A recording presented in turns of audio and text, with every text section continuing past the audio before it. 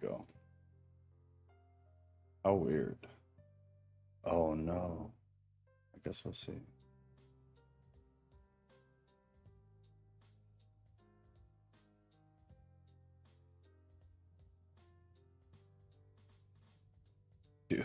Shoot. Okay, so right there. Right. I guess right there. Ghost. What's going on, man?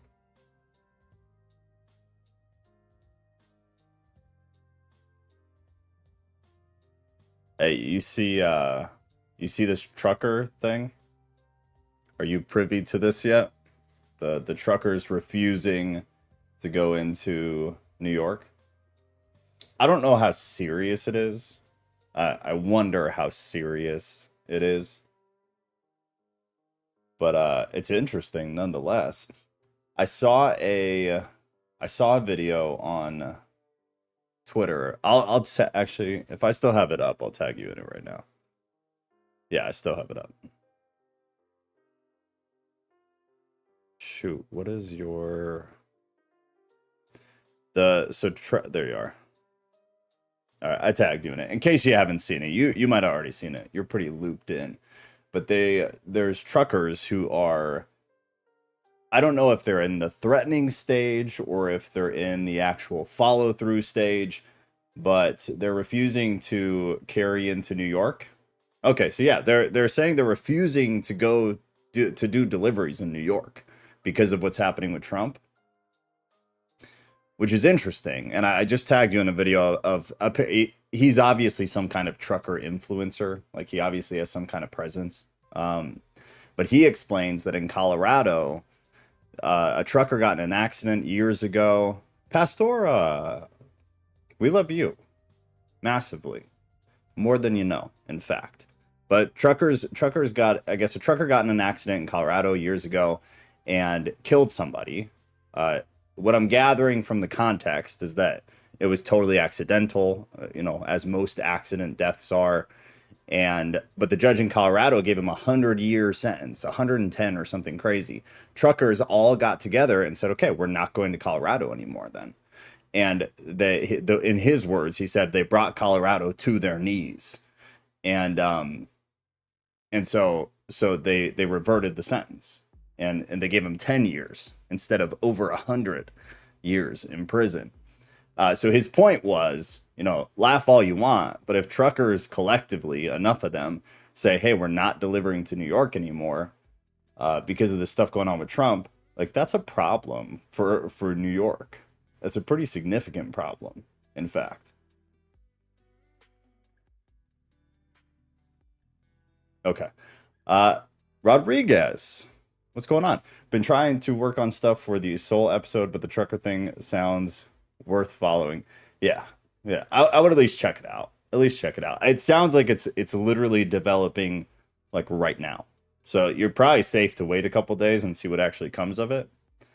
But I was just, flipping through to try to pull things for Saturday. And I stumbled upon that. See what happens, man. You never know. A lot of people talk a big game and then nothing really comes of it. So we will see. We are in 3. Well, there's no football. I like that at least, like, did your team win? I guess would be the question. Did they win, or was it like you focus in on this thing for so long, so hard, and then turns out your team got wrecked anyways? That's part of the thing about sports that it's interesting to me. I shouldn't talk negatively of it. It's just interesting to me that like half the time you watch it just to watch your people get wrecked. So yeah, like that, where you watch your people get wrecked. And I talk mad crap, but like I've been to a Super Bowl when I was younger. I was at tons of football games, basketball games, baseball games. I was a huge sports guy for most of my life. I played like 3 years up in basketball. Huge sports guy. But the older I got, the more I'm just like, why? For what? And then now I'm completely out. Welcome to the Logos Hour in every possible way. Cult attendance down tonight. Yeah, yeah, a little bit. Huh. A little bit. I like the Raiders, and they played on our field. Oh, I didn't know it was there. Watching gives me a break from all the mess in life sometimes. Talking politics and other stuff is very stressful. Well, that much I absolutely understand. That much I totally understand. Yeah, I live in a consistent state of perpetual stress from this stuff alone. Sundays are very nice. Sundays are very, very nice. But Thursdays and Saturdays, between the two, it's like it's prep all week, and then the other just stupid stuff I do to try to get, new people to see what we're doing. It's every day. It's every day, all day. Yes. No football, so we get Rodriguez tonight. Very happy. Very happy. I have you. We have missed you. We have missed you. All right, let's roll. I'm gonna try to keep these Sundays. I think I mentioned it the past couple of weeks. I'm gonna try to keep them shorter so people are more incentivized to come, so they don't feel like they missed a lot. And if people miss it, they'll be able to hop in quicker, just kind of run through it, get up to speed, and then join us again. We'll try to keep most of the talking. I already blew it today, but on the back end, so people can come in, get what they need, and then if they want to be there for the BS, then they can be there in the end. Ruth, good to see you. Seriously, though, I pride myself on having very low blood pressure, and it was actually starting to get higher. I totally get it. I totally get it. Magic the Gathering. Do you actually play Magic? Do you see, I was never a Magic guy. I was not a Magic guy, but I was a World of Warcraft guy hard. I played it. That's why on like the Whatever podcast, when Brian starts talking about WoW, the younger part of me is like, oh, yeah. Yeah, it's like the only geeky thing that ever existed in my life. Other than that, I was like very, very not on that side. What about Hearthstone? Play Hearthstone, and then World of Warcraft released a mobile game last year. That's pretty decent. It's not bad. Anyways, you guys aren't here for that. 1 Corinthians chapter 3. To fill you in for what you've missed, the Corinthians suck. Paul's pissed. It's pretty much all you need to know. Here we go. But I, brothers, could not address you as spiritual people, but as people of the flesh, as infants in Christ. Brothers, the Greek word that was used there, Paul uses numerous times other places. It's collective. Collectively refers to both male and female. Other points in Paul's writing and just, the New Testament in general, the English word brothers is used when it is sexed. It is specific to males. This is not one of them. This is a collective. And then he said, as spiritual people, I cannot address you as spiritual people. Paul's saying that he's not capable or able to or willing to address them as spiritual people is not an indictment on their salvation. It's not an indictment on them not having the Spirit. It's just that they are not conducting themselves as if they did have the Spirit. And this is where me theologically disagree a little bit. It's where I theologically disagree a little bit, because maybe some do, maybe some don't.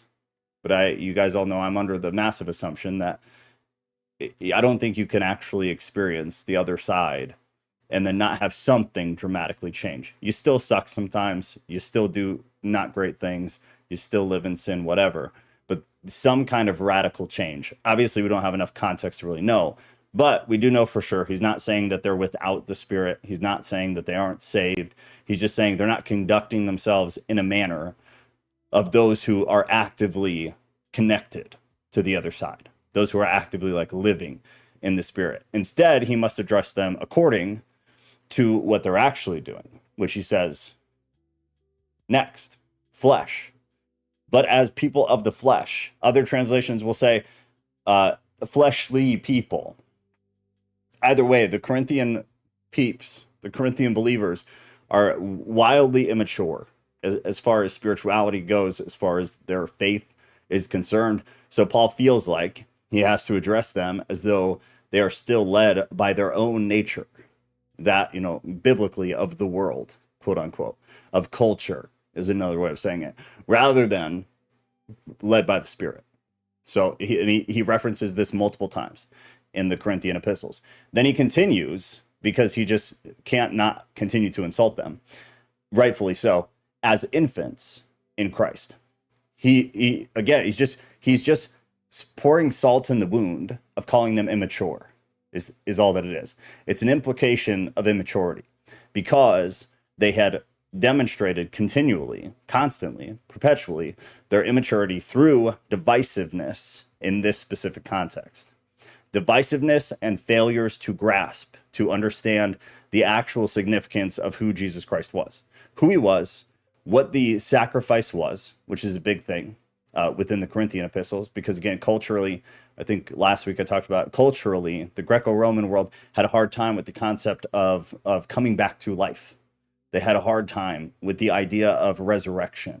So the Corinthians pushed Paul about this. So Paul is calling them immature for their failure to understand that, as well as immature for the divisiveness that they're sowing within the church. 2, I fed you with milk and not solid food. Milk. You'll read different things from all of my understanding.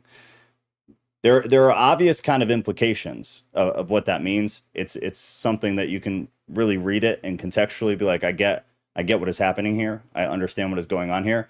But the deeper context is a little bit more nuanced. So I would say that most people believe, most of scholarship believes, that it's a reference to the gospel message, period, the actual gospel. Because again, the Corinthians are bringing in other forms of the gospel that's being preached by philosophers and wise folk, rather than what Paul brought, which was, in our context, the only gospel. So it's in reference to that, probably, because the Corinthians believed that. The church was founded on that. That is the foundation of everything here. The Corinthians have begun to bring in other things, and that's what's begun problematic. That too connects to the issue of salvation. Salvation through Jesus is given to them through his death on the cross, which is another crux of something they're having a hard time understanding. So that's the deeper context, but it reads for itself pretty obviously what Paul's trying to say. So I fed you with milk and not solid food, for you were not ready for it. The solid food just is a continuation of it. So it's the same thing. It's just a continuation of it. They're babies, is what you hear this thing in church all the time, or at least you used to. Baby Christians. And then people will reference the milk versus solid food. It's a decent parallel. For you are not ready for it. And even now, you are not yet ready. 3, for you are still of the flesh, which is a pretty harsh statement. You are still of the flesh. And the punctuation is telling. Many times, Paul doesn't cut things like that. It's more rare that you see Paul make a very rash statement. It's rare in a positive context. I guess it's more accurate would be to say it's rare in a positive context. It's one of the indicators when reading Paul specifically of when he's kind of in a mood with the audience. Is he'll make these kind of rash snaps of a sentence. For you are still of the flesh, period. And then starts a new thought. It's one of his little tells for when he's aggravated. So he's just trying to shove in their face that the immoral behavior has gotten completely out of control, that he talks about in chapter 1, and then he talks about throughout the entire epistle, and then he talks about in the second epistle. The Greek word that was used is in reference to, I guess, like worldly, of our physical reality, juxtaposed to spirituality, I guess would be the easiest way to say it. It's the juxtaposition of physical, real reality and the spiritual reality. But in specific context, it's their behavior. He's talking about their behavior and how they don't align. They're living in the flesh of the world.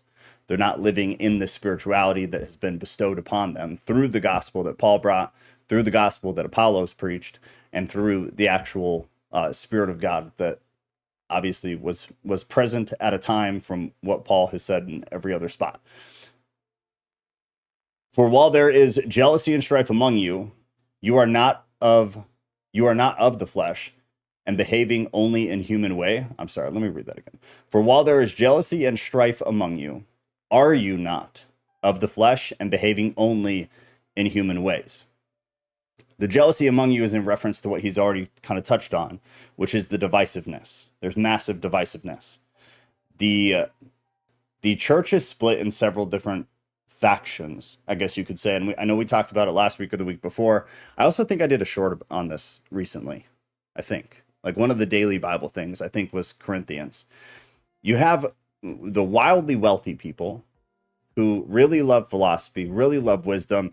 They're like the yuppies of Corinth. And they hold a special status in the church. This goes into when they have meals together, which is a whole nother problem that we'll get into later. But there's the wealthy people, the uppities. They would be like your super yuppie people at church who are super annoying and coming in a Jaguar every Sunday and just rub their money in everybody's face. And then you have like the normal people who are coming in their blue jeans and their flannels and are just coming to like go to church, and they're not flashy and they're just scraping by. It's very hard split here.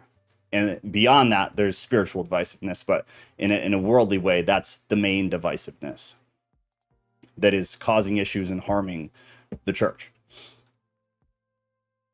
4, for when one says, I follow Paul, and another, I follow Apollos, are you not being merely human? 5, when then is Apollos? What then is Apollos? What is Paul? Servants through whom you believed, as the Lord assigned to each. The Corinthians had, I think we talked about this last week too. They had learned from these two different people. They had learned and heard the gospel from both of them, because Paul and Apollos were collectively one, because they were preaching the same gospel. Yeah, we did talk about it, because Paul is dry, academic, but true in message. Apollos was obviously different from context. He was able to express things and convey things in a different way that some people favored over Paul. And so instead of saying it's the same good message delivered a different way, they're saying, well, Apollos is the real deal, and Paul is just like, meh, it's no good. Not realizing that it's obviously it's the same message. They're on the same team. They're preaching the same word. As the Lord assigned to each of you. 6, I planted, Apollos watered, but God gave the growth. He says, I planted.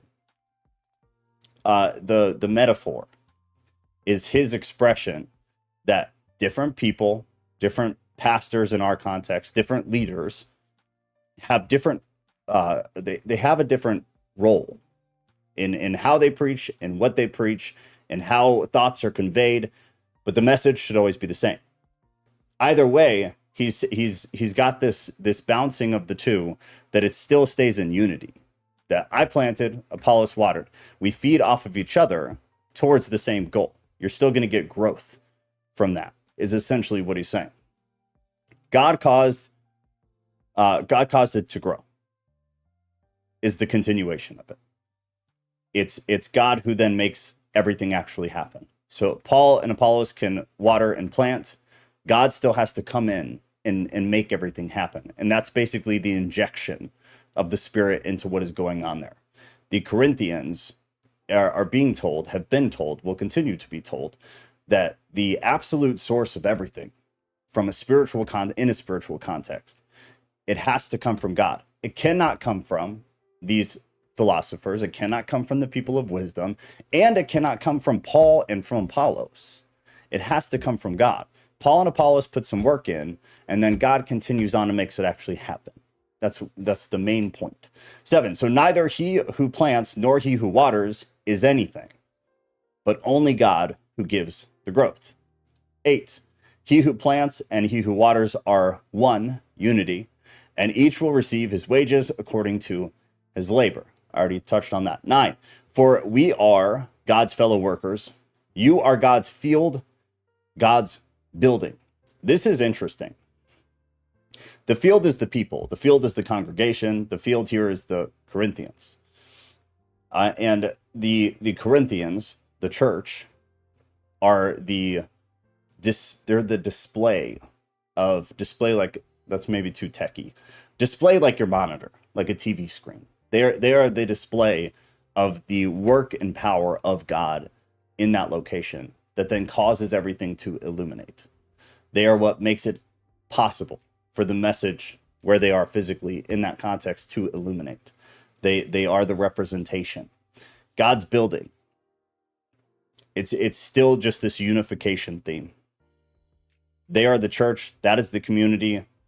Let me specify. They are the church, meaning the people are the church, because it has nothing to do with where they are demographically. It has nothing to do with what kind of building they're in when they do it, contrary to modern Christianity. Them being together for a specific purpose with each other in unity makes them the church. That is what the church is.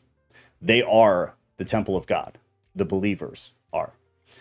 10, according to the grace of God given to me, like a skilled master builder, I laid a foundation, and someone else is building upon it. Let each one take care how he builds upon it.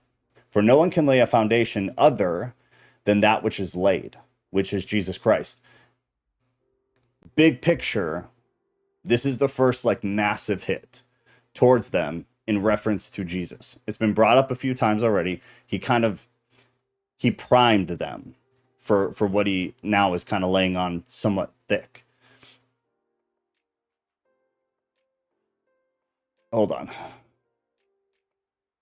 We're gonna have time for 4. All right, if we can, we might run through 4 real quick too. I just don't want to rush. So let me see. Grace of God given to me. Yeah, there we are.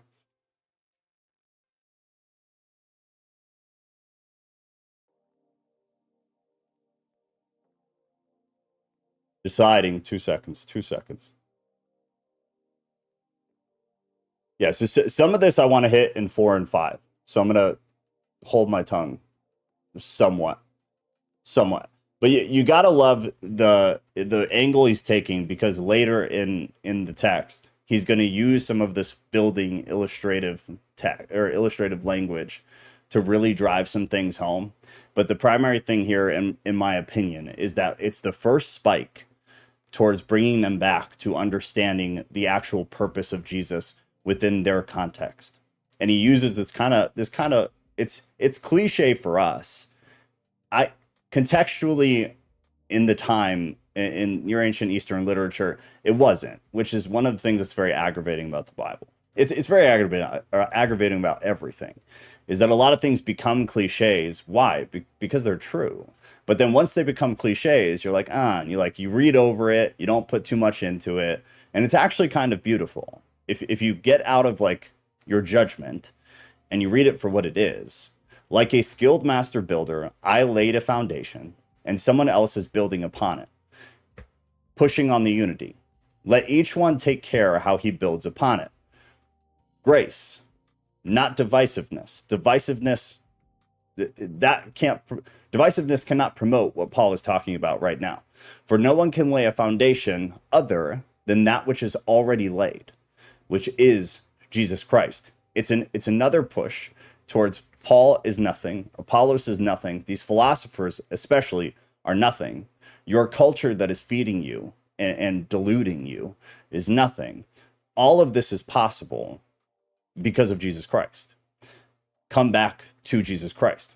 And then, like I said, he's going to get into it pretty thick. So we're going to save some of what I want to say right now. 12, now if anyone builds on the foundation with gold, silver, precious stones, wood, hay, straw, each one's work will become manifest, for the day will disclose it, because it will be revealed by fire, and fire will test what sort of work each one has done. This gets you into some pretty interesting stuff, actually, which we're not going to get into here because it's very rabbit holey. But Ghost and Mikkel, I know you guys like weird stuff. if you do a little bit of digging on 13 in chapter 3 and just see where you get.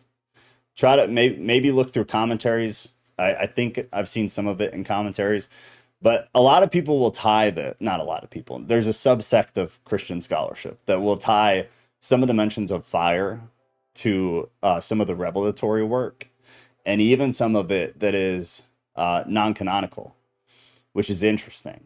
And I'll try to find some of the stuff that I'm thinking of. It's been years, but I remember it being very interesting. And at the time, I was very standoffish to the weird stuff and extremely standoffish to Revelation, which I still am. But I'm coming around slowly because of some of you. I'm dabbling more now. I'm trying to remove some of my judgment and be open and just not to judge. So I'm getting back into it. But anyways, the point is 13 and 3. If you like weird theories, biblical theories, and revelatory stuff, Zoroastrian, look into it. There's some interesting stuff. Like I said, I'll try to find some of the stuff that I'm thinking of. But it's been years, but I'll see if I can stumble across some of it. But anyway, let me read it again. Now, if anyone builds on the foundation with gold, silver, precious stones, wood, hay, straw, each one's work will become manifest, for the day will disclose it, because it will be revealed by fire, and the fire will test what sort of work each one has done. Gold, silver, precious stones, wood, grass, straw, depending on your translation. A little bit different, same thing. 6 items. Together, they are building material. That's all. It's an illustration of building material compared to Jesus Christ as the foundation. You either have these worldly, fleshly, material things to build with next to God. It's a slight, weird, ancient slap in the face is what it is. If you go to, Chronicles 22 and Chronicles 3, there are similar reference points. So the Old Testament version of this, gold, silver, precious stones, was the Old Testament reference to the materials that were used in building the temple. Just fun information is all. There's no direct tie to it. It's not for any reason, in my opinion, it's not for any reason that there's no real parallel. But just so you know, there is a list also in the Old Testament, and it's in reference to the building of temples. But here, it's a slap in the face. Our bad works will be burned up. The refiner's fire. I like the Joe injection of the Spirit. Save that for thirst. Yeah. Injection of the Spirit. That's kind of how I think of it sometimes, man. Like, and I'm not the charismatic guy. I hope everybody knows that by now. I'm not the charismatic guy. But I've been places or been around people, or I've been even on my own. But specifically in corporate groups, bigger groups. And something will happen and everything will just shift. The whole environment, the intangible environment will just shift. And for whatever reason, I've just kind of always thought of it as like there was like an injection of the Spirit right there. There was an injection of God in some capacity, whatever the hell you want to call that. The Spirit, God, Jesus Christ. I don't care. But there is just like this weird, quick injection of whatever that is, that connection to the other side. It's tangible. It's weird. It's odd. Graves, good to see you. I don't think whoa, what is happening? I don't think transgender mystic. Dude, it's good to see you. I saw you pop in the other night and then you popped out. I feel like I see you peek. You come peeking and then like poof, you're gone. It's very good to see your name though. I don't think transgender is an actual thing. That's why I say no. I think eunuchs are just dudes with no berries, regardless of why they have no berries. Where did that come up? Oh, Mikkel. Okay. Hey, Ghost, should we consider eunuchs as transgender? That is absolute garbage. Just so we're all on the same page here. I very rarely like to make definitive statements, but the biblical eunuch is not transgender. There is nothing to back that. And there is so much to back that it is a man with no balls. Not to be crass, but there is so much literature that references. There are so many other Greek writings that choose the same verbiage, and it's absolutely in context of men not having their ghost said berries. There's no doubt in my mind on that. Zero. Trans was not a thing. There may have been a few people in the world at that time who in today's world would have been identified as trans or whatever. That is not what the Bible is talking about. There's no way to argue that at all. At all. I'm putting my foot down. No. Hello. I like Bible study because the Thursday has been a bit too radical for me. Oh, wow. Well, I'll be trying to get back to it. Interesting. Well, I would be interested to hear what you mean by radical. I don't take offense, by the way. I find that interesting. Thursday, I feel like it's pretty chill. Saturday, I could see why perhaps that would be called radical, because that's just all politics. I would definitely understand that. Definitely some Thursdays are radical, but like this week, we're talking about souls.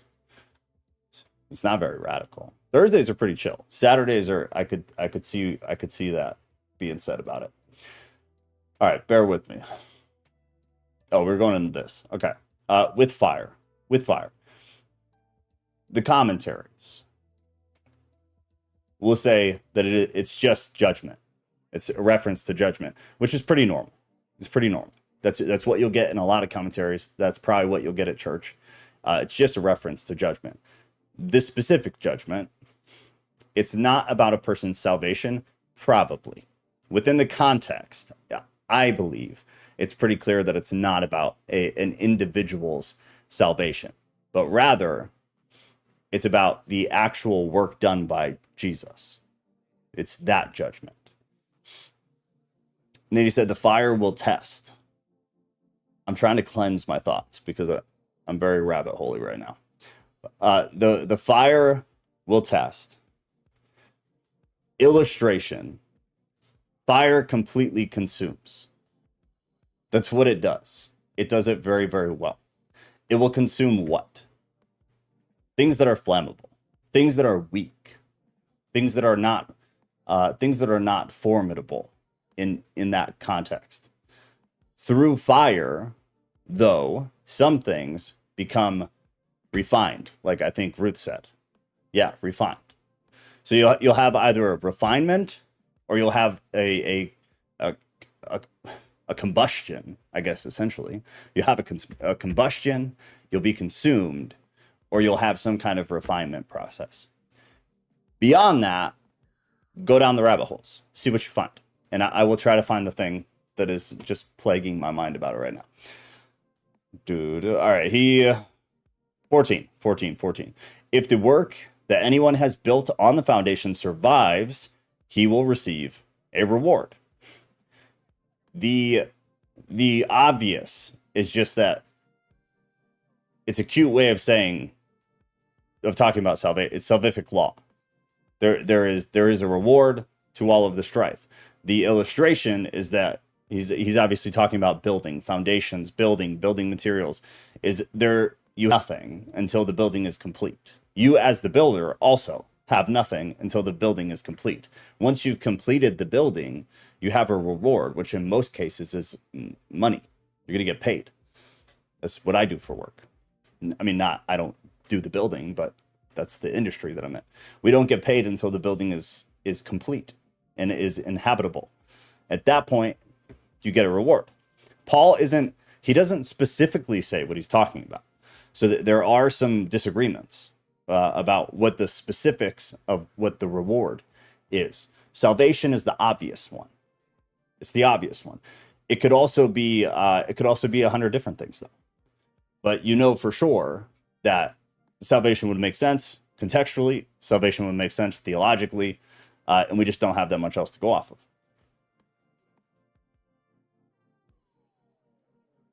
Sorry, YouTube's giving me a hard time again. Hold on one sec.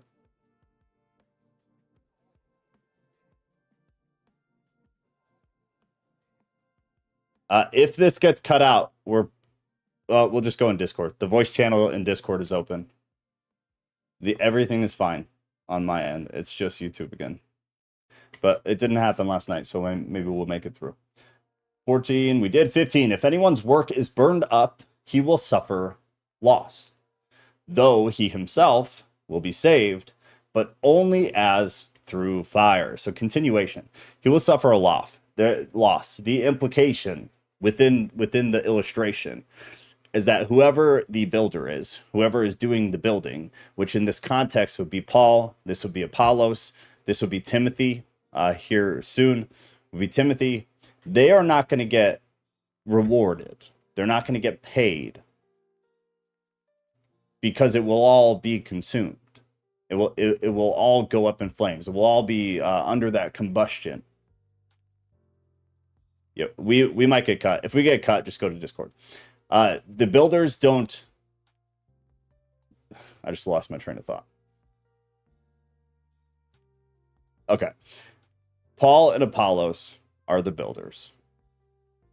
At least in his very long illustration of building and building materials.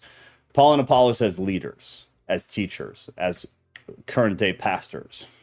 They are the builders. They will not be paid because their work will be consumed. The builders here specifically are not using real gospel. They're not using the actual gospel. They're pushing the philosophical gospel. They're pushing the wisdom gospel. That can't be refined. Did I say Paul and Apollos will be consumed? I meant the opposite. Paul and Apollos will be okay because they're preaching the real gospel. They're preaching the real gospel. Whereas you have the philosophers, you have the wisdom people, they are preaching a false gospel. One will be refined and continue. One will be consumed and destroyed. I'm sorry, between YouTube and the rest of everything else, I'm having a hard time staying focused here. 16, do you not know that you are God's temple and that God's spirit dwells in you? Continuation of the metaphor. He just does not want to stop. It's one of the longest illustrations or metaphors running that Paul ever wrote. So he continues on. He's now saying that the congregation here, the Corinthians, they are the temple. They are the church, which he said earlier as well. They make up the church, which makes them the actual physical location of where God is. It also begins the part of 1 Corinthians that runs into 2, where he begins to move the conversation into the culture. So this is where it starts, where he pushes again for the second time, you as the people are the church. You as the people collectively make up who God is in this geographical location. Not the building, but where they are geographically. Why does that matter? Because he's now going to take this into, well, what is happening outside of the church, outside of you guys? What issues are there? And he's going to call out a very high number of them. But they make up the church in the city, in their geographical location. And that God spirit dwells in you. He uses the plural. I'm going to read something. So one of the thoughts, he uses the plural in Greek, obviously. He uses the plural in Greek to emphasize that the entire church community is God's temple, which is a reference to a previous verse and then a continuation of this one right here. But to push also that it's not just select individuals. One thing that was happening in Corinth, and I touched on it a little bit, but the wealthy side, you have the wealthy side, the poor side. On the wealthy side, that also means that you're more spiritual to them. That's what it meant. If you are well-to-do, if you are more tied into the philosophical wisdom side of the culture, you were also a more spiritual individual. So in his context here of saying that the people are the temple, the wealthy people would have been the better temple.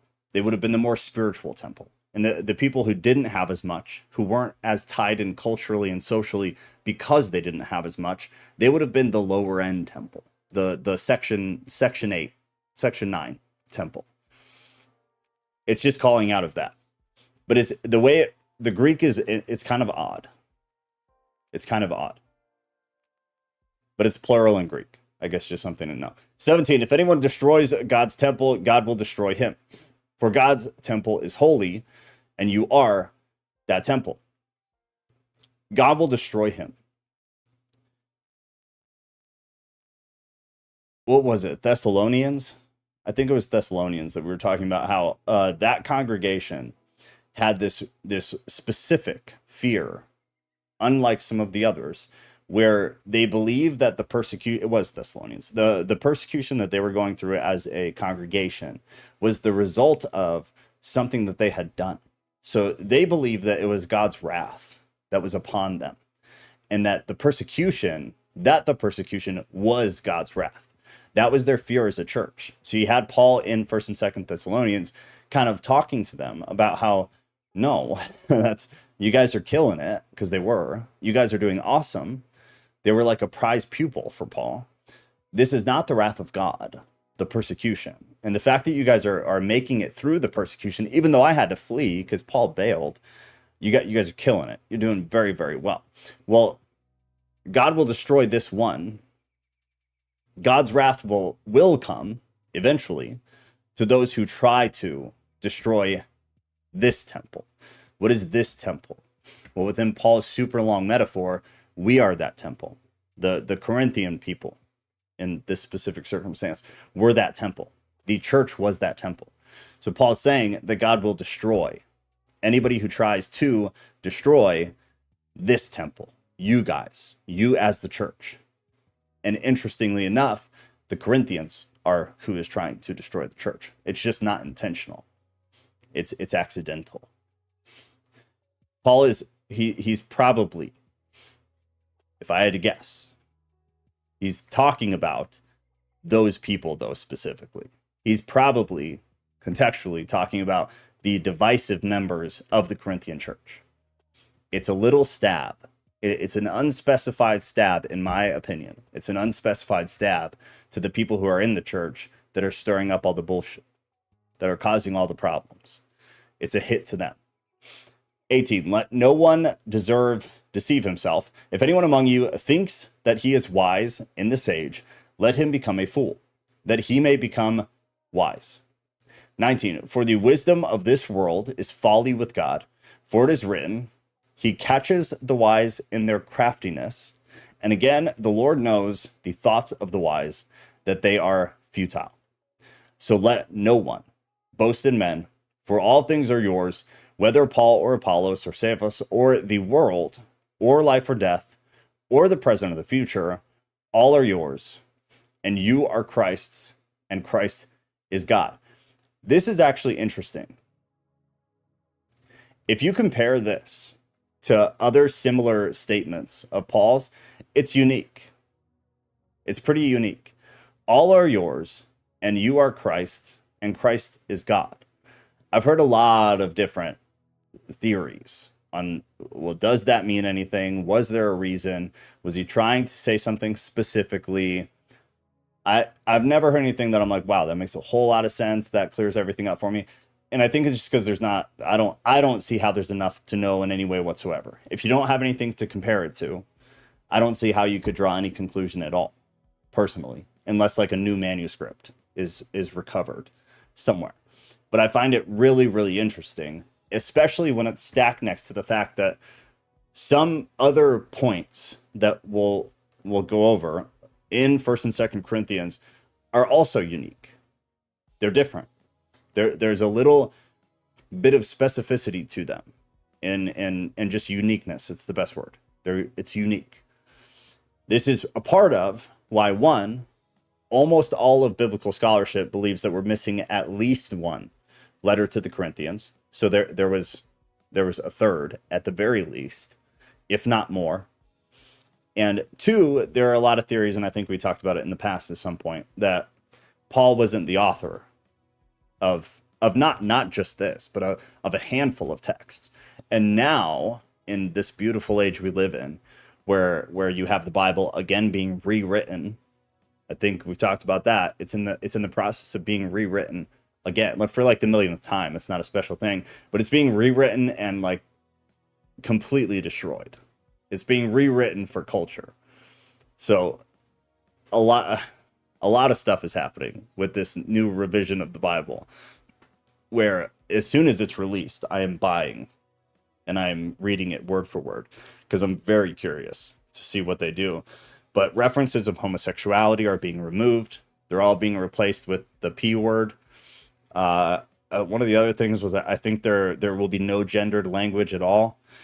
One of the other things was that there's a lot of beliefs, and granted, even in normal scholarship, some people believe that some of the male names in the Bible were actually females, and at some point throughout history they were changed. Who knows? Who knows? It's unlikely just based on other texts, other references, and the general context, but it's possible. Who knows? Who knows? Either way, this new Bible, they're gonna fix, quote unquote, that too. So a lot of males in the Bible will become female. Homosexuality won't exist. Many other things will be removed. And I think I showed you the video last night of that female and nothing against females. It's just a detail. But there's a female pastor who she was talking about 1 Corinthians 2, actually. She's in Chicago, and she had obviously just read a section of 1 Corinthians, and then she explains to the congregation that you may have noticed that we skipped over a few verses in there, and that's because they're icky. Verbatim, or yuck. She said yuck or icky, but that's because they're ew. Maybe it was ew. It was ew, yuck, or icky. But she said, you might have noticed that we skipped over some verses because they were yuck. So those verses are being removed. They're being taken out. So you're going to have a totally new Bible. And like, it's not a new translation. It's a rewrite of the Bible. And they're not being quiet about it. It's very open. It's not like a conspiracy. They're just talking about it. These are things we're removing, just like she did in that thing. We skipped it because it's ew, because we don't like it. The Disney version of the Bible. I like that. Yeah, the Disney version of the Bible. It's going to be insane. Anyways, sorry. Anyways, my whole point was all are yours and you are Christ's and Christ is God is unique. That statement is unique. And I find it very beautiful. I find it also just coincidental, perhaps, that 1 Corinthians 13, the section on love, is, to me, and maybe it's totally subjective, but to me, it's the most beautiful thing in the Bible. And then depending on your translation, they made it even more beautiful. Like the Message, even though it's not a good translation, was beautiful. They made it straight poetry, and it's gorgeous to read.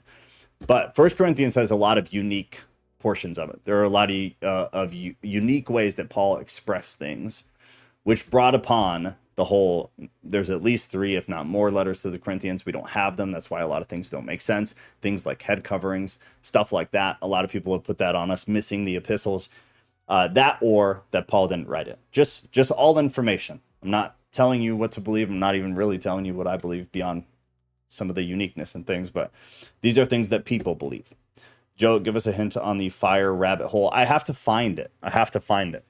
My brain was just like reeling because all these like fragments of memory are just rolling through there. I'll try to find it, but yeah, I would think you'd be able to find some of it pretty easy.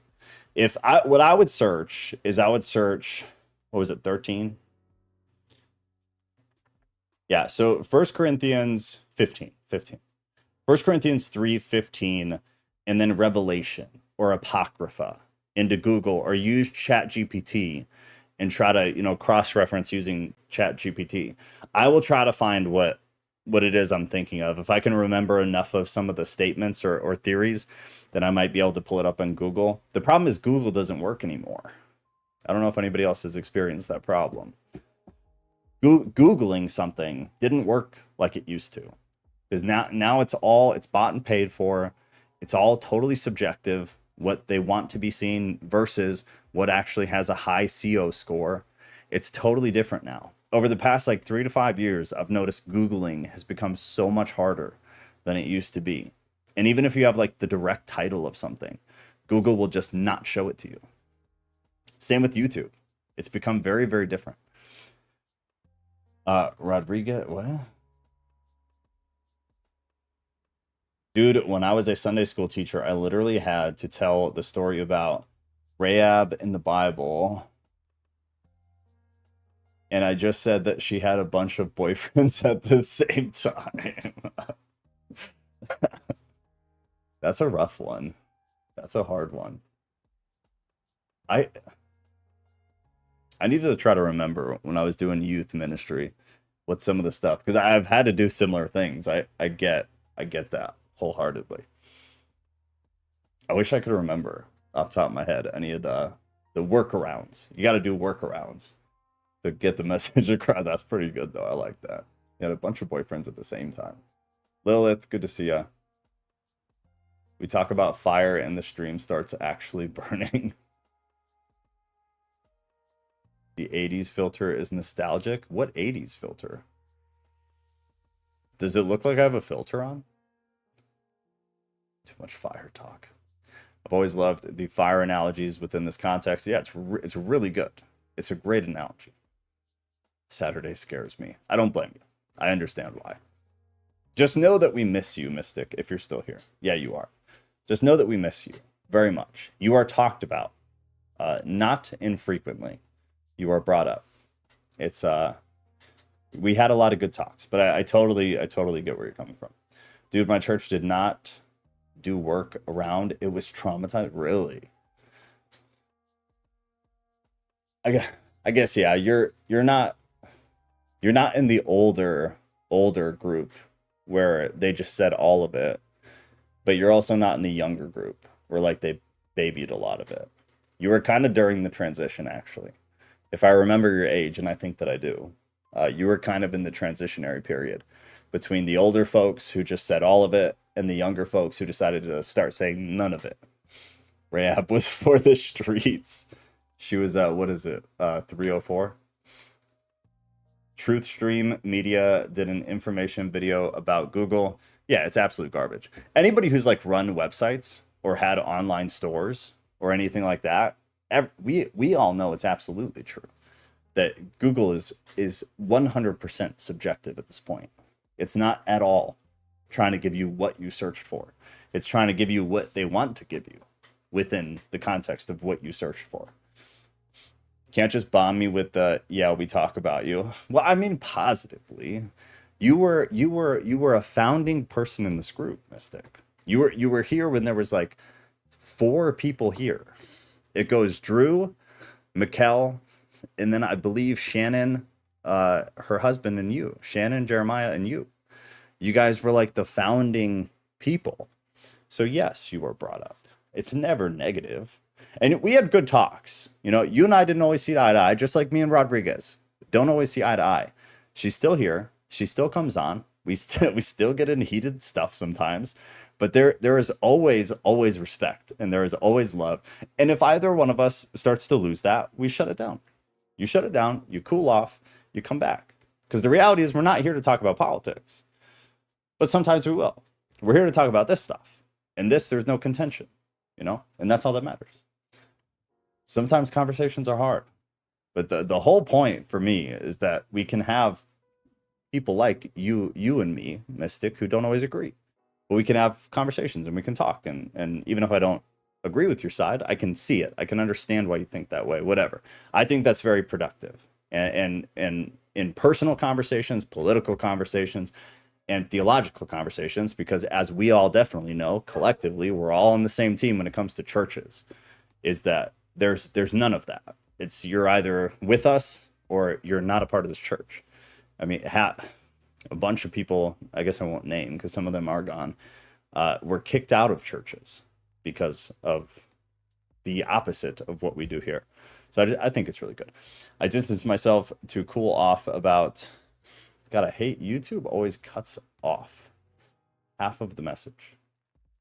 I distanced myself to cool off about this for a while, and now I am back, so I understand. Yeah, I totally get it. Totally get it. if I could distance myself from this, I definitely would every once in a while. Sometimes it's a bit too much. Or say, am I very much so missing the small groups I have been in before, and I'm looking for one now? Yeah, it's the small groups are the way to go. It's the way to go. Graves, this is why I'm stick to small groups. Sit and stick to the Bible I grew up with. Yeah. It's I truly believe in the next I guess no, I don't. I want to believe that in the next 20 to 30 years, like corporate churches will collapse, but they won't, man. They won't. Because the same people who are brainwashed in every other way, the same people who fall in line, even with nothing to back whatever the ideology is, and I'm not talking politics or anything, but other stuff, they're gonna fall in line to the church, and they're not gonna change. It's not gonna change. I heard somebody saying this in some like short or something the other day, and I'm gonna butcher it, but the message will get across. And it was the best thing I've ever heard in relation to like what we're doing, what other small groups are doing, is that if you enter any church, and I guess we've talked about it in the past in different terms, but he said, if I enter any church in America, I'm looking for the 5 or 6 people who sit there every Sunday and in their free thinking brain are just thinking, this is bullshit. This is not true. This is a lie. This is so surface level. Why am I here? And he said that, and I'm like, that's exactly what it is. It's exactly what it is. And not just that. Any small group where people are like doing something similar to this, which I hope to God there are many, many, many of them. That's exactly what it is. In every church, there's 5 or 6 people who are just sitting there dying inside. They're cynical. They're losing faith. Like everything is just unraveling in their head. It's those people. That's it right there. I'm like, that's killer, because that's exactly what it is. You look perplexed earlier, Joe. It fixed itself though. Oh, interesting. I definitely don't have a filter on. I don't even know how to do that. Actually, maybe I do, but I don't have a filter on. No. I look how I look, man. I'm so past the point of like anything like that.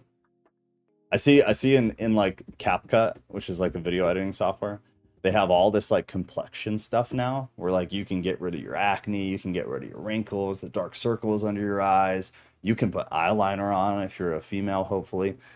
There's all this stuff you can do. And I'm like, man, you can just make yourself totally fake. Just totally fake. You're going to take whatever I have, however I am. It is just what it is. It is what it is. If I get punched in the face, you're going to see that I got punched in the face. There will be no dark shadow remover.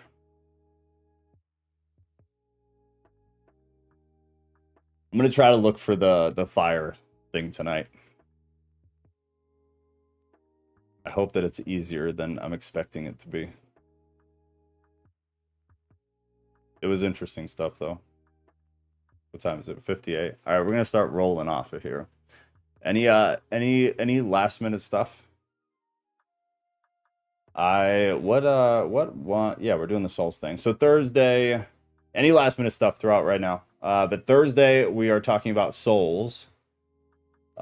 Just like it became, or not it became, but it began as a Ghost and I thing, where we're gonna both kind of make cases and ask questions and whatever. But just to be totally clear, anybody can still come and talk. It's not like the Joe and Ghost show. We kind of got into a back and forth, and so we at least have a foundation of some stuff to talk about.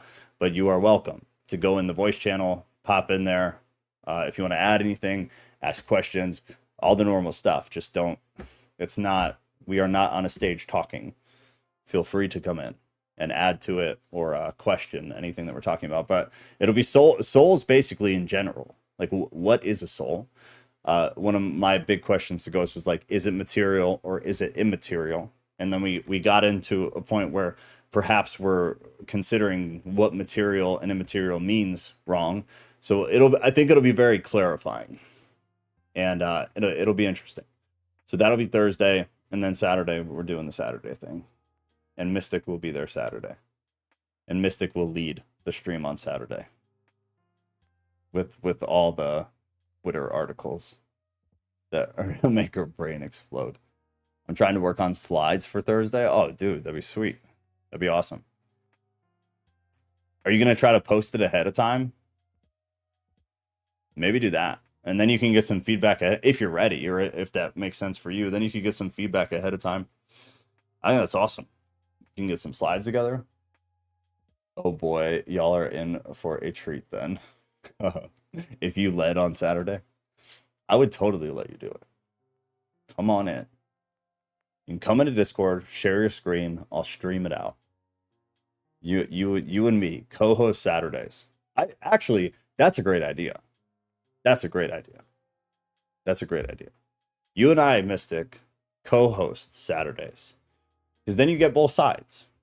There's some political stuff you and I agree on, but a lot of it we don't. So then you get both sides. You get me complaining about one thing, and you get you complaining about the other thing. And then we go from there. I think it'd actually be phenomenal. I think this is a great idea that I accidentally had. I think this needs to be discussed. Or perhaps we run a poll and we leave it up to the poll. I'm totally kidding, Mystic, so please don't disappear again. No, totally kidding. Totally kidding. But I would absolutely do it.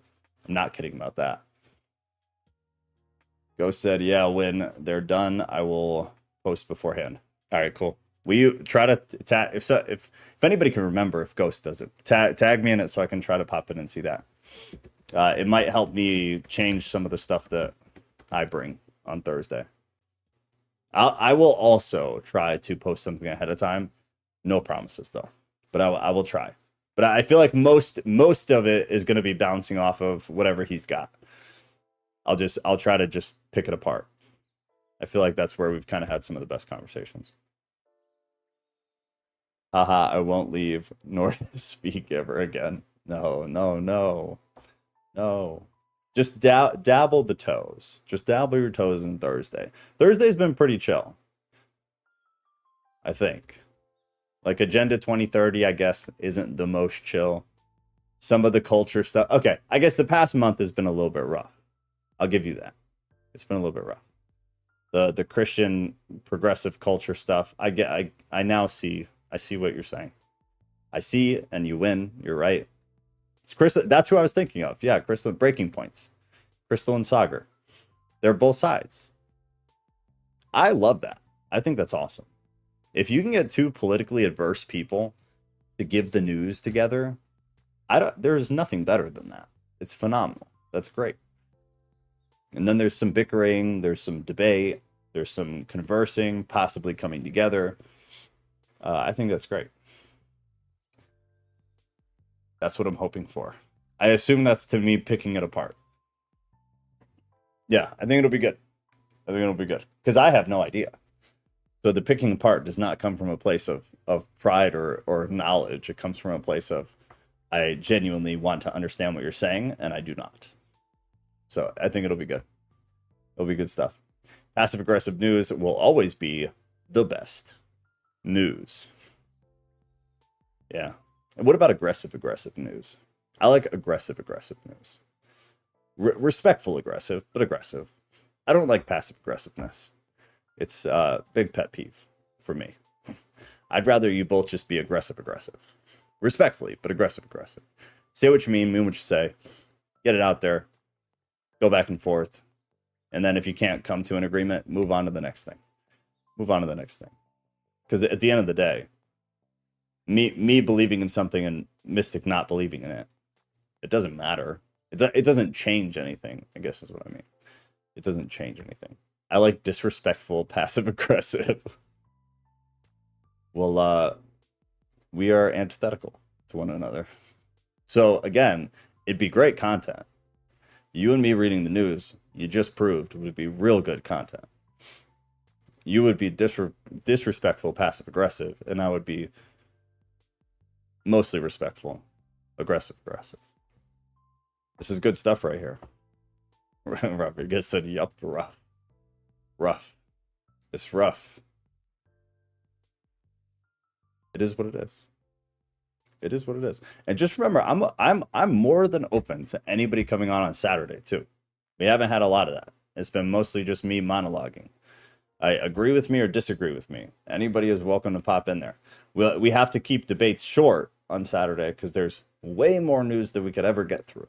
But I'm super open to somebody coming on and saying I totally disagree with that, or come on and provide a different article. Send the link in the chat. I'll pull it up, and then we can go back and forth about the article. Well, people have to be respectful. That's my thing. That is my thing. Aggressive, but respectful. Aggressive, Ruth. Respectful. You can have both. Direct, open, honest. Again, direct. Just be direct, but be respectful about it. I feel like for the most part, this group does really well with that. And that's like honestly one of the only defining lines of us ever kicking someone out of like the Discord, is if you can't have the respect part of it, or if you can't choose to walk away when you're not capable of the respect part of it, that to me is when you will no longer be here. If you can do those things, we can disagree indefinitely, and it's no problem. I've known Rodriguez for years. We haven't been arguing for years, but like we've been in internet proximity to one another for years. Rodriguez said my blood pressure doesn't like passive, aggressive, or aggressive. Yeah, you gotta, if you come to Saturdays, Rodriguez, just do a little prayer meditation before, and then give it a shot. I do admit though, like sometimes on Saturdays I get a little bit uppity, I get a little bit aggressive, and sometimes I look back and reflect on it a bit, and I'm like, I should have checked. Wasn't like last night, I think I lost my cool for a minute there, but I came back to it. But it wasn't political, if I remember right. It was like a moral thing. So I don't think there would have been discourse between anybody in the group. And I hope that I could say that's true most of the time. That when I get a little bit aggressive, it's like over a moral thing, not over like a political party thing or a political line of any kind. At least that's what I'm telling myself right now. That's what I think in my own head is true. So I hope it's true outwardly as well. Missy said, too true, actually. Yeah, I agree with Rodriguez. Respectful is a given. It should be. Should be. It ought to be. Sometimes maybe though it is not. But here it is for sure. BLA. You are here just in time for us to be done, my friend. It's good to see you. BLA.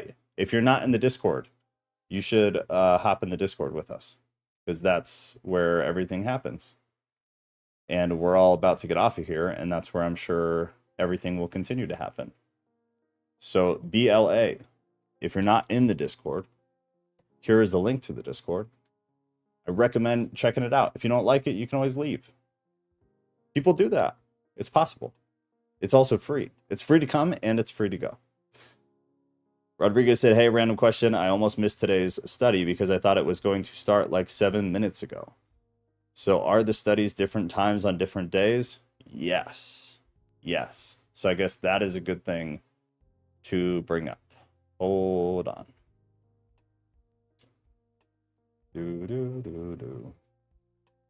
All right, so you should see Discord up here now. Every stream is at a different time now, which is a total pain on one hand, but also allows some people to come to different ones that they wouldn't be able to come to any of them if we didn't. Sinister Her, it's good to see you. So if you remember, you can always come into the Discord. You can always come to the events tab, and that this never goes away now. It's all automatic. So the podcast on Thursday is every Thursday, the 22nd, the 29th, the 7th, the 14th, all at 7 o'clock. Is that time change? That's got to be time change. Yeah, so then we have a time change. So I'll need to look at that. But the first 3 dates are correct, or times are correct. So Thursday is at 7 o'clock. Saturday is at 7:30. And Sunday is always at 6. Yeah, it's got to be time change. But that's always there. So you can look in the events tab, and then that'll show you when all of that stuff is. But yeah, they're all at different times now. Maybe we should have a high blood pressure chat section so folks can steer away from it if needed. I mean, the off topic is supposed to kind of be that. But sometimes the off topic gets a little bit on topic. Off topic is supposed to be just like a chill, like a lounge, essentially. So if things get political and off topic, I would hope that you guys like self-govern and are like, hey, we should move this to news and culture. You know? Something to like keep an eye on, I guess. But off topic is supposed to be chill. So to Ruth's point, that is the low blood pressure channel, or it should be. Should be. I think there's a line between aggression and passion. It's important to be able to distinguish which is which. Being passionate about morals isn't wrong, in my opinion. For sure. And maybe that's fair. I wasn't being aggressive in that scenario yesterday. It was a passion thing. That's fair. That's a good point. It's a good point. It's a very good point. Rodriguez, honestly, to tell you the truth, I talked to my therapist about it. She told me not to come on Saturdays and just spend that time in prayer about what it is. I'm struggling with it. I kid you not. I mean, I guess do that then. You should probably listen to your therapist and not me. So if you're being told not to come, then probably don't come. You probably just continue on doing what you're doing, and that's probably best. That's probably best. And then Thursdays are mostly chill for them. Even, yeah, I guess even like the progressive Christianity stuff. I don't think anybody in the group had a problem with it. I don't think we have any progressive Christians here. Not politically progressive people who are also Christians. We do have, but I don't think we have any any progressive Christians, progressive Christianity Christians who believe in like the new Bible that is being written, and that is like the inerrant word of God, which just logically is very difficult to stomach. But I don't think we have any of that. So I don't think those were a problem for, at least I haven't heard they were a problem for anybody. And even Agenda 2030, I think like we all agreed for the most part. I don't recall anybody having, a big problem with it. I can't not look at what's going on. Passionate, aggressive. Passionate, aggressive. Huh. Can't not look at what's going on.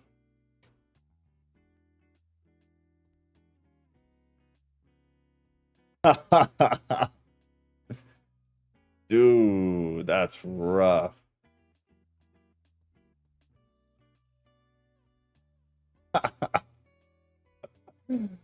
That's so sad. I'm so sorry. What a face. What a what a face to have to see. Who is Tana? Oh, that's a wicked face. There has to have been. Is that you? Did Mystic name change? Are you is that you now? Should be a shirt. What a shirt. What a shirt that would be. The face I got stuck on yesterday was pretty not great too. It was also pretty not great. Yeah, give that picture to Nat. Nat has already done some memes that were pretty solid. Oh, it is you. Okay, because I was looking at that the other day, and I was very confused about who that was.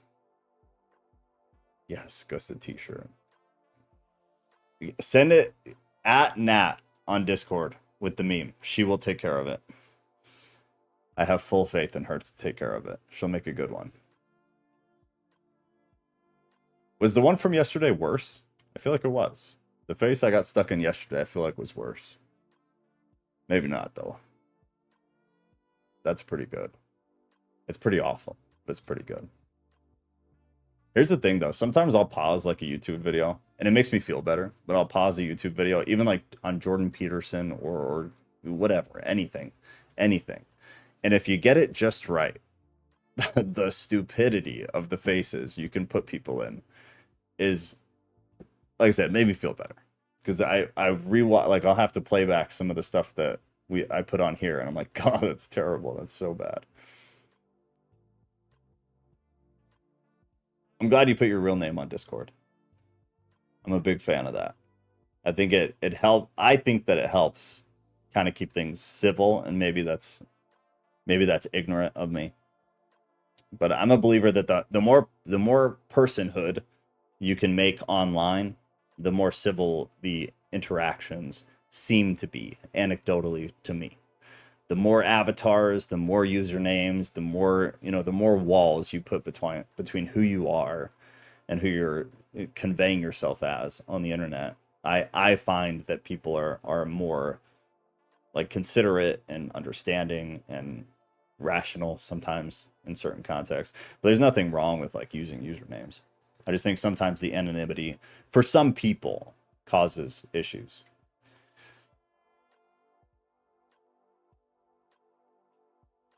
My concern though is what is a progressive Christian wants what is a progressive Christian wants come in here and has questions. I don't want someone to get angry with them and be hostile just for disagreeing, because I've honestly felt that.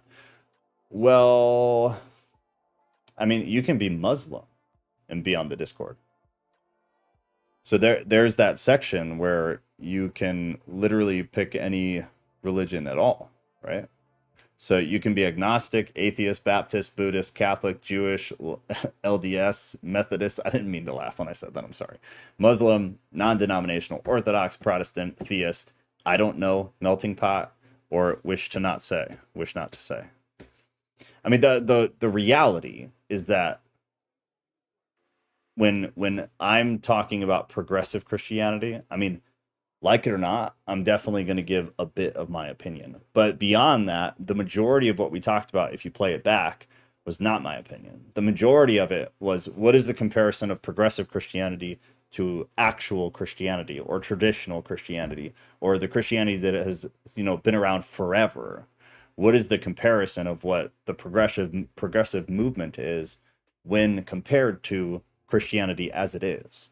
And I don't think that I said anything that is not true. My emotion will be in there a bit. The way I perceive it will definitely flow through. That's very hard to just make matter of fact when you're talking about when you feel that somebody is completely destroying your religion or, your faith system.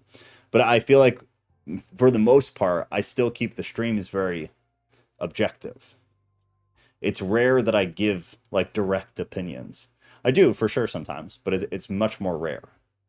It's much more often that I will just compare versus saying this is or that wasn't. I'll say Christianity is built on these tenets and this foundation. Progressive Christianity is built on breaking these tenets and these foundations. Is it Christianity? Objectively, no. It's something else. They're using the label of Christianity, but by definition, it's not Christian. So to me, that's objective. It's objective. I think they should come up with a different name. It's a different religion. But I also say that about Mormons, just to be clear. I'd also say that about LDS. They're not Christians. By definition, they're not Christians. They're a different thing. They absolutely preach a different gospel, yes. Here's the difference, guys, and then I'm going to go for the night. Here's the difference. In Christianity, this is the main thing you need to know when it comes to denominations. Most Christian denominations function off of the same key tenets, which in biblical speak, we call them essential doctrines. We all share essential doctrine, things like salvation. That's the primary one, honestly. Even if you pull it down that low, to one essential doctrine. If we all believe in salvation through Jesus Christ, whether you're a works or faith person doesn't necessarily make too much of a difference. It does, but in this conversation, I suppose you could get away with saying it doesn't. But as long as we all believe in salvation through Jesus Christ and nothing else, by definition, you're a Christian. Mormons don't believe that. They'll say that they do. Their literature proves they do not. And that's the weird thing about the cult side of Christianity, is you'll have parts of Christianity preach the gospel just like Corinth, just like Galatia, just like Paul was dealing with, is you'll have people coming in and preaching the Christian gospel, but they're changing things that are essential, and they're just continuing to call it Christianity. But it is a different gospel. It's a different gospel. But even if the rest of denominations of Christianity, if we all can agree on, these are the three main parts of Christianity, and we all agree on those, and we disagree on everything else, you're still by definition a Christian. Because by Christ you are saved. Christian. Follower of Christ. Why? Because through Christ you are saved. Christian. If you don't do that by the meaning of the word, you're not a Christian. Not by Joe, not my opinion, by how words and definitions work. You're not a Christian.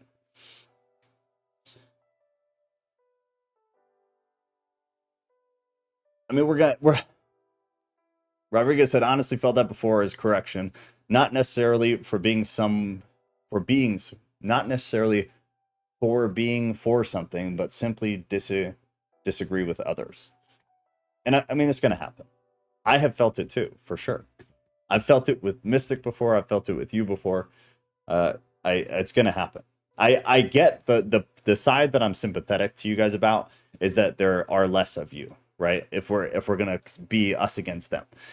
I don't see it that way though. Like I am very fond of Mystic. I'm very fond of you, Rodriguez. I just don't agree with you on a lot of stuff. And to me, it starts and ends there. I don't care beyond that. It makes no difference to me. When we're talking about a topic, then we're going at it. But as soon as that topic ends, I feel zero difference towards you whatsoever. I'm very fond of both of you. But not everybody's like that, and I get that. But I just have a very easy time separating my emotion from logic. But people come at me too. I don't know. I've felt it too. But there are more conservative people politically than liberal people politically. But then bring more in. You guys go invite some of your friends. Bring them in. I would love if we got more of an even split. That's my dream. I want more religions, more denominations of Christianity, and a more broad political scope within the group. That is actually what I want. I don't want this to be the conservative club. I don't want it to be the open theist club. I want it to be very diverse. Because the whole thing for me is being able to bring us all together and have a group where we're able to talk and still have love for everybody and still show respect and talk about hard things. That's what I've always done. It's all I'm interested in. That's the dream for me. So I would love if more liberals got in here. I would absolutely love that. I understand that, of course, you can be anything, but if we're completely honest, I've seen people go off on others for living a different lifestyle or just questioning it. I mean, if that's happening, then you need to report it. If it's bad, you need to report it. If it's disagreement, then I don't report it, because people are allowed to do that. Because you do that. The thing for me is if you're doing it to others, then you need to be able to take it back. That's just fair. Fair is fair. But if you're just being berated and you're not doing anything back, then that needs to be reported, because that needs to be dealt with. Refining fires aren't supposed to feel good, but pouncing on someone who disagrees isn't very proactive in making good decisions, in my opinion. I absolutely agree with that. 100%. I think sometimes people emotionally respond versus responding with rationale and logic about whatever the matter-of-fact thing was. People emotionally react instead of intelligently respond. And I agree that is a problem. That is a problem. And people are going to do that from time to time. And when you do it, you should be man or woman enough to come back, whether it's right away or it's days later, and say, hey, I kind of snapped on you. I still stand by what I said, but I snapped on you. That was immature of me. I apologize for that. Are we cool? I would love to see that type of stuff happen, because I do that. So I do it all the time on not all the time, but I do it every once in a while on social media. Somebody will leave a really nasty comment and I'll snap back like a total asshole. And then I'll come back and I'll respond to myself under their comment. And I'll say, hey, let me rephrase that. I emotionally reacted to this. I apologize for that. Here's what I meant to say in a more concise, respectful manner. And I'll correct myself. Condescending, belittling, Socratic method. Wait, what? Questioning things is literally the refining fire. Yeah. Yeah, in a way, for sure. It's a refining fire for sure. Condescending, belittling, and making fun others having different views is not part of the Socratic method. Are we starting one of these arguments right now in real time? And yes, it happens. It's not refining or justifiable, period. Well, how it depends on how it's done. So here's the funny thing is if I correct Ghost because he's in the Discord preaching theology that is false, you have to decide a couple things there. My attempt to correct him is because I believe that I'm right. Ghost is probably spouting those theological things because he believes he is right. Who is actually right? Who gets to decide who's right? So I'm either correcting Ghost or I'm berating and belittling him. What dictates that is who's right. But who dictates who's right? It's an impossible regressive format where both people believe that they are the correct one. So both people believe that they're just correcting the other person. When in reality, you're both taking it as someone being an asshole or somebody being belittling. You're both taking it that way. That's what I see, at least. That's what I see. Is two people doing it in most cases. And both one thinks that they're in the right. And so both one feels offended that the other person is doing what the other person is doing. That's why I'm saying if you guys get in those situations and you can't both calm down and just be matter of fact, this point, that point, then pull out. Be adult enough to walk away from the phone. That's my advice. What you do, it's you're adults. But that would be my advice. That's why sometimes you'll see me get in the middle of some of these heated conversations, and then after a few more responses, you don't see me again. Because I know that if I respond, even if I don't mean it this way, someone is going to take it that way. So I choose to just not say it. There have been times too where I've written it, I've sent it, and I've come back and I've deleted it. I've said, nah, that's not coming out the way I want it to, or it's coming out exactly how I want it to, but I know for a fact that individual is going to take it this way instead. So I'll delete it and I'll just move on. It's all, there's a lot of nuance to keeping things respectful and what's worth it. Is it worth it? Is me saying it, is it worth it?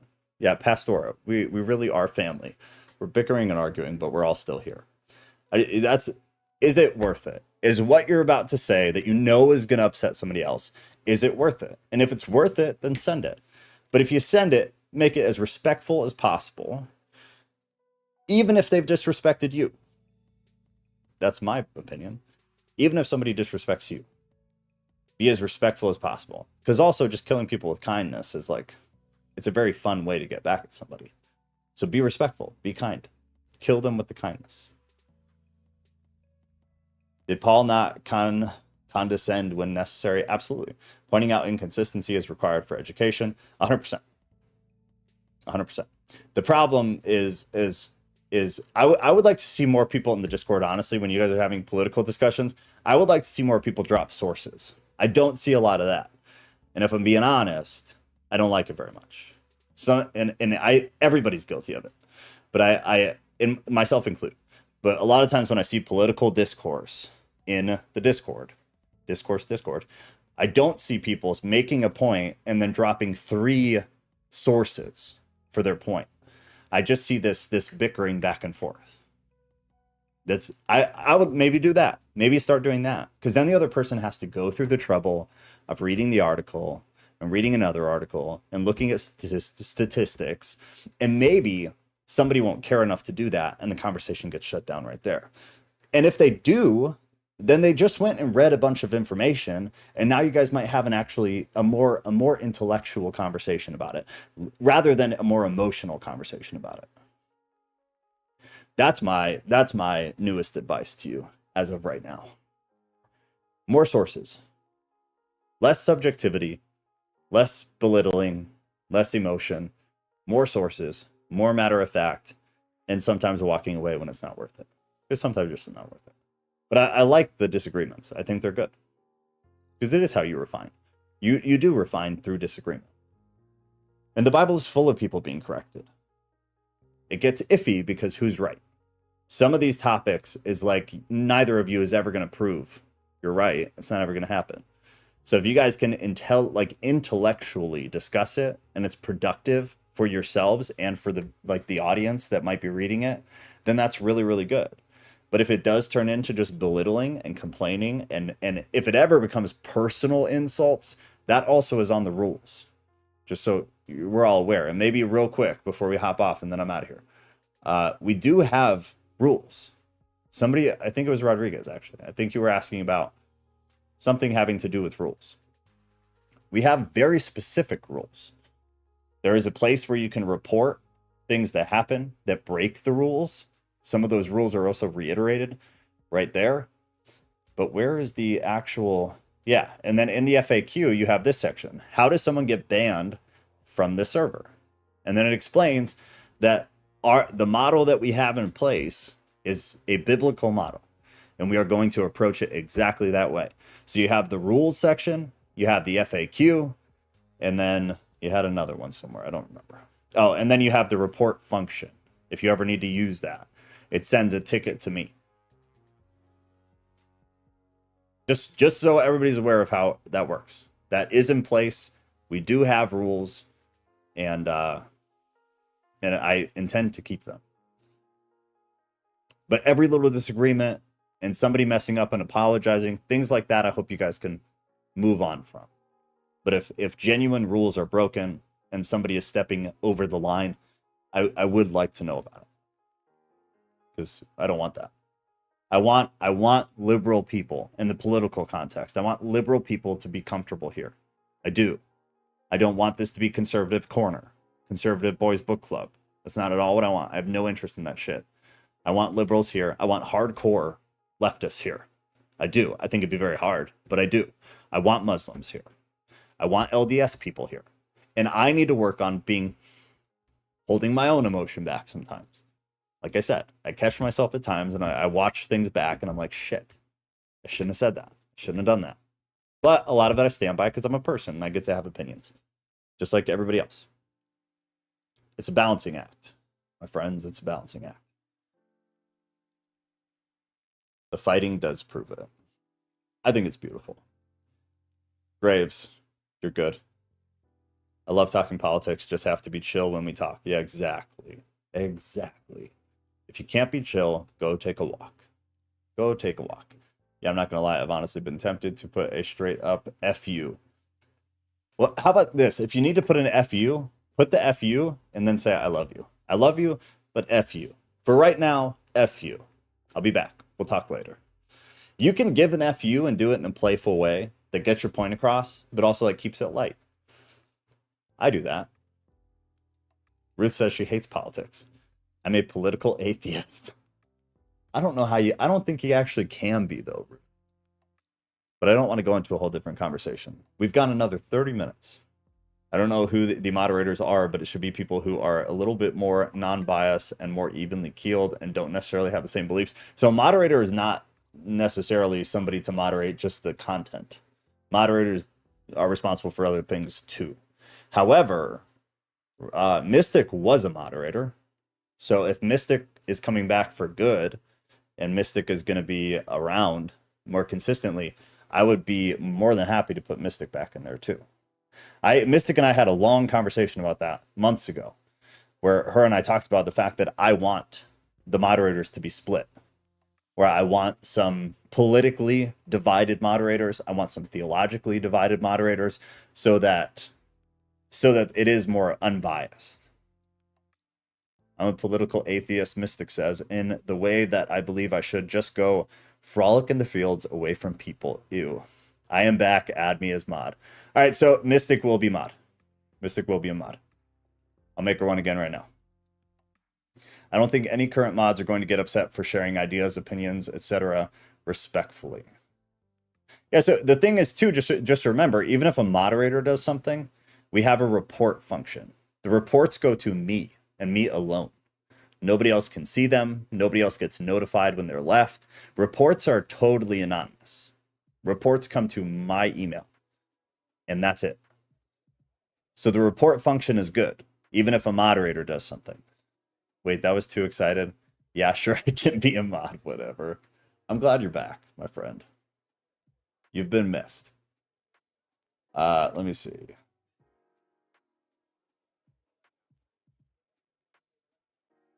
Oh shoot, what's your name now?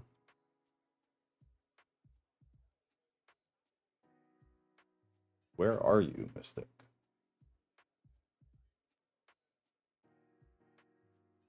Anna. There we go. All right, Mystic is back in there. So I guess right now, just so everybody is on the same page, moderators. One, anything a moderator does is logged. Just so you know, there's a staff section in the Discord that you guys can't see, but that's there, where anytime you edit a message, it is logged. Every move that happens on Discord, 100% of anything done is logged. So every time a moderator takes an action of any kind, deleting something, editing something, moving something, changing something, reporting something, anything goes into a log. So nothing can be done without the rest of this, the moderation team knowing exactly what happened. It's all recorded, just so everybody feels comfortable with that. Everything is recorded. So no bad actor mod can come in and delete things or change things or manipulate anything. It's all very transparent, which is great. So there's that. Beyond that, the people who have moderation powers is me, Kat, Ghost, Mikkel. But I think Mikkel's pretty unbiased. Mikkel has them too, and now Mystic does as well. And Mystic on Discord is Tana. Tana. I have yet to play Lethal Company. What is Lethal Company? Is that like a new World of War, or not World of Warcraft? Call of Duty? What is Lethal Company?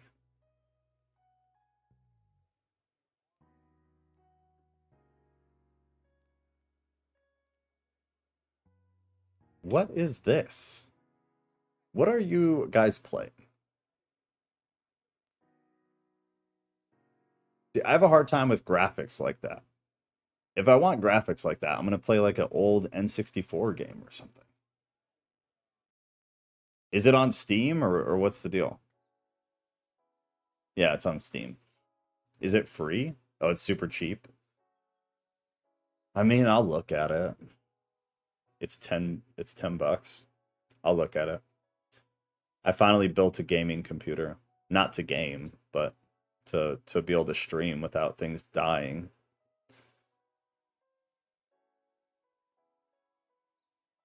You want me to show Steam?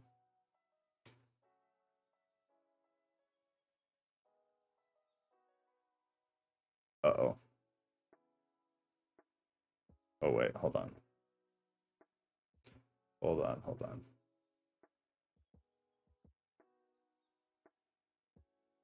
My kid was playing Animal Shelter today. That was cool. What's it called?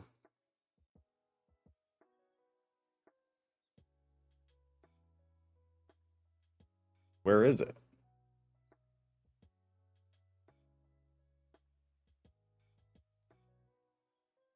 I don't see it on here.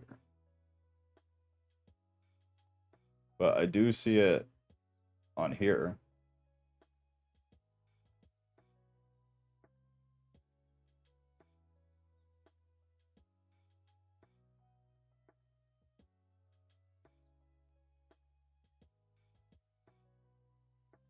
What's the point? Tell me in one sentence or less. What is the point? Is it like nuclear holocaust? A co-op horror about scavenging at abandoned moons to sell scrap to the company. Interesting. Yeah, I don't know if I could get down with it. I don't have the attention span for video games anymore.